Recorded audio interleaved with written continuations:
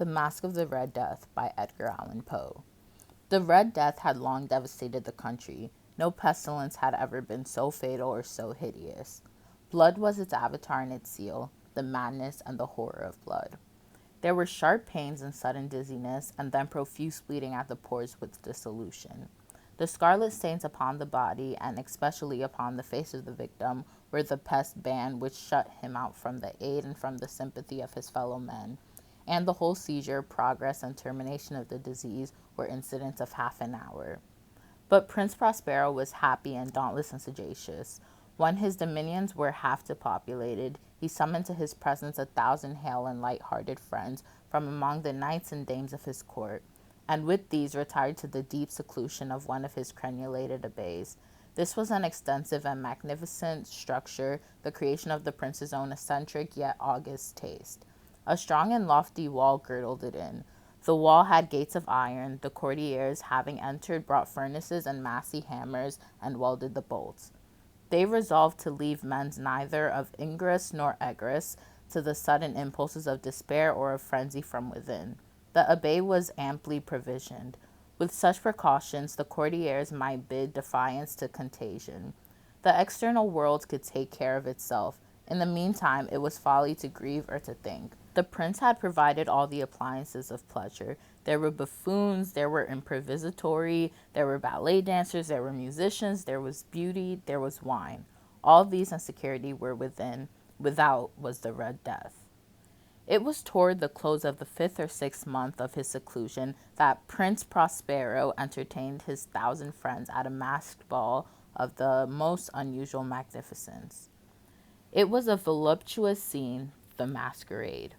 But first, let me tell you of the rooms of which it was held. There were 7, an imperial suite. In many places, however, such suites form a long and straight vista, while the folding doors slide back nearly to the walls on either hand, so that the view of the whole extent is scarcely impeded. Here the case was very different, as might have been expected from the Duke's love of the bizarre.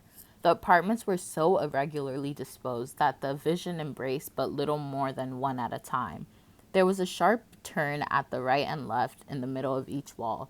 A tall and narrow Gothic window looked out upon a close corridor, of which pursued the windings of the suite.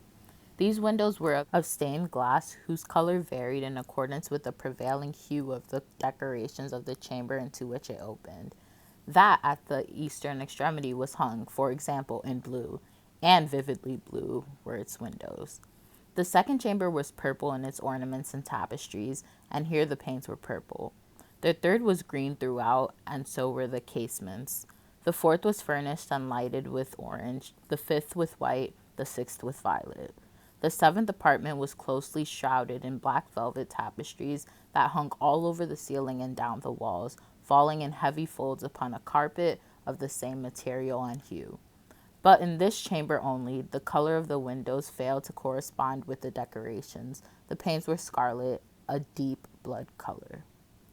Now, in no one of any of the 7 apartments was there any lamp or candelabrum. Amid the profusion of golden ornaments that lay scattered to and fro and depended from the roof, there was no light of any kind emanating from lamp or candle within the suite of chambers, but in the corridors that followed the suite there stood, opposite each window, a heavy tripod bearing a brazier of fire that projected its rays through the tinted glass and so glaringly lit the room. And thus were produced a multitude of gaudy and fantastic appearances. But in the western or back chamber, the effect of the firelight that streamed upon the dark hangings through the blood-tinted panes was ghastly in the extreme, and produced so wildly a look upon the countenances of those who entered, that there were few of the company bold enough to set foot within its presence at all. It was within this apartment, also, that there stood against the western wall a gigantic clock of ebony. Its pendulum swung to and fro with a dull, heavy, monotonous clang, and when the minute hand made the circuit of the face and the hour was to be stricken, there came from the brazen lungs of the clock a sound which was clear and loud and deep and exceedingly musical, but of so peculiar a note and emphasis that, At each lapse of an hour, the musicians of the orchestra were constrained to pause momentarily in their performance to hearken to the sound, and thus the waltzers perforce ceased their evolutions, and there was a brief disconcert of the whole gay company, and while the chimes of the clock yet rang.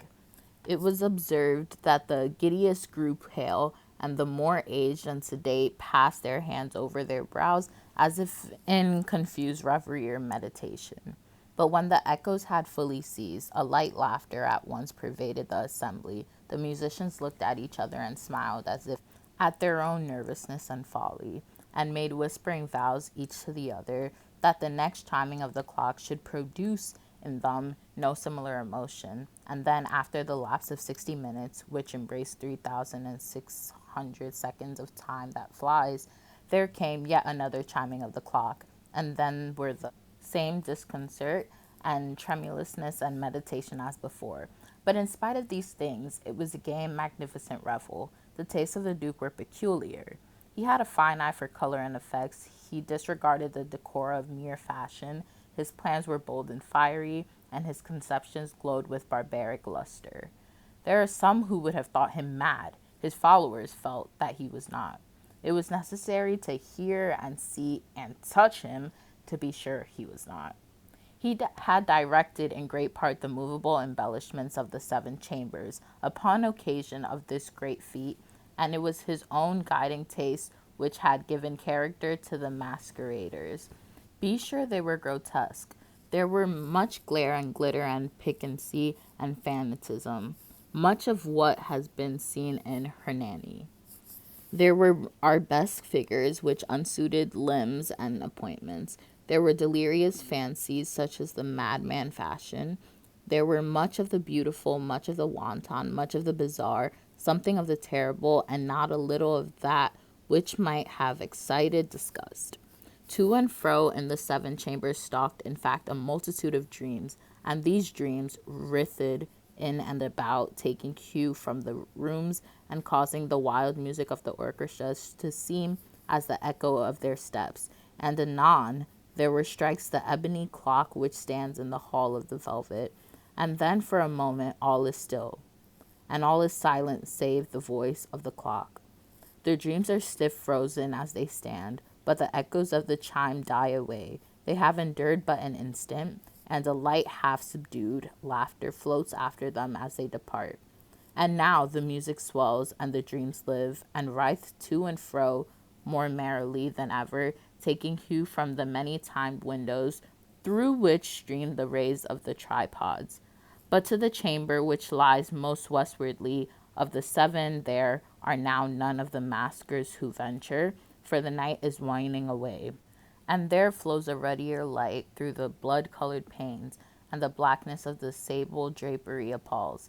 And to him whose foot falls on the sable carpet, there comes from the near clock of ebony a muffled peal more solemnly empathetic than any which reaches their ears who indulge in the more remote gaieties of the other apartments. But these other apartments were densely crowded, and in them beat feverishly the heart of life. And the revel went wiringly on until at length there commenced the sounding of midnight upon the clock. And then the music ceased, as I have told, and the evolutions of the waltzers were quieted, and there was an uneasy cessation of all things as before. But now there were 12 strokes to be sounded by the bell of the clock, and thus it happened, perhaps, that more of thought crept, with more of time, into the meditations of the thoughtful among those who revelled. And thus, too, it happened that before the last echoes of the last chime had utterly sunk into silence, there were many individuals in the crowd who had found leisure to become aware of the presence of a masked figure which had arrested the attention of no single individual before. And the rumor of this new presence having spread itself whisperingly around, there arose at length from the whole company a buzz or murmur or of horror and of disgust.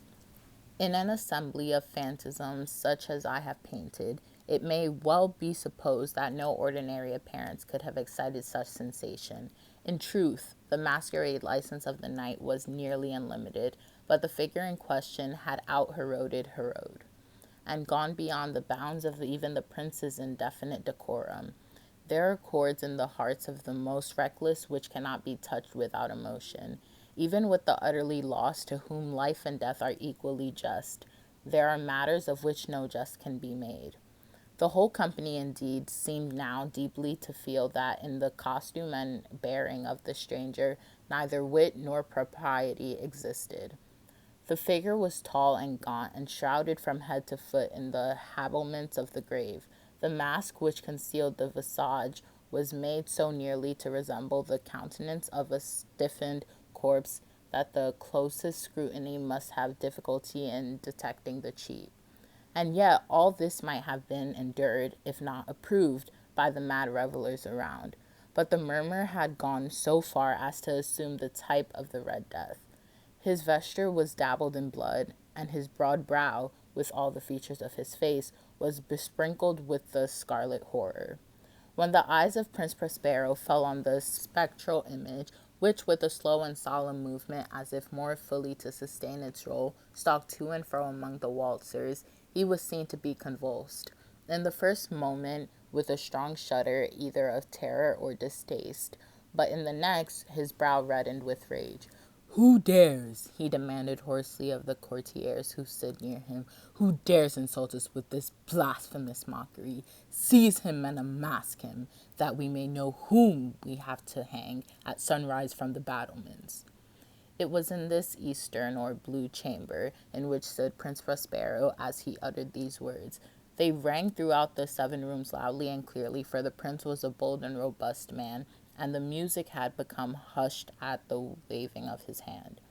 It was in the blue room where stood the prince with a group of pale courtiers by his side. At first, as he spoke, there was a slight rushing movement of his group in the direction of the intruder, who at the moment was also near at hand, and now with deliberate and stately step made closer approach to the speaker. But from a certain nameless awe with which the mad assumptions of the mummer had inspired the whole party, there were found none who had put a hand to seize him, so that unimpeded he passed within a yard of the prince's person, and while the vast assembly, as with one impulse, shrank from the center of the room to the walls, he made his way uninterruptedly, but with the same solemn and measured step which had distinguished him from the first, through the blue chamber to the purple, to the purple to the green, through the green to the orange, through this again to the white, and even thence to the violet, ere a decided movement had been made to arrest him. It was then, however, that the Prince Prospero, maddened with rage and the shame of his own momentary cowardice, rushed hurriedly through the 6 chambers, while none followed him on account of a deadly terror that had seized upon all. He bore aloft a drawn dagger, and had approached in rapidly impetuosity to within 3 or 4 feet of the retreating figure, when the latter, having attained the extremity of the velvet apartment, turned suddenly and confronted his pursuer. There was a sharp cry, and the dagger dropped gleaming upon the sable carpet, upon which most instantly afterward fell prostrate in death the Prince Prospero. Then, summoning the wild courage of despair, a throng of the revellers at once threw themselves into the black apartment, and seizing the mummer, whose tall figure stood erect and motionless within the shadow of the ebony clock, gasped in unutterable horror at finding the grave cerements and corpse-like mask, which they handled with so violent a rudeness, untenanted by any tangible form. And now was acknowledged the presence of the Red Death. He had come like a thief in the night, and one by one dropped the revellers in the blood-bedewed halls of their revel, and died each in the despairing posture of his fall. And the life of the ebony clock went out with that of the last of the gay, and the flames of the tripods expired, and darkness and decay and the Red Death held illimitable dominion over all. End of The Masque of the Red Death by Edgar Allan Poe.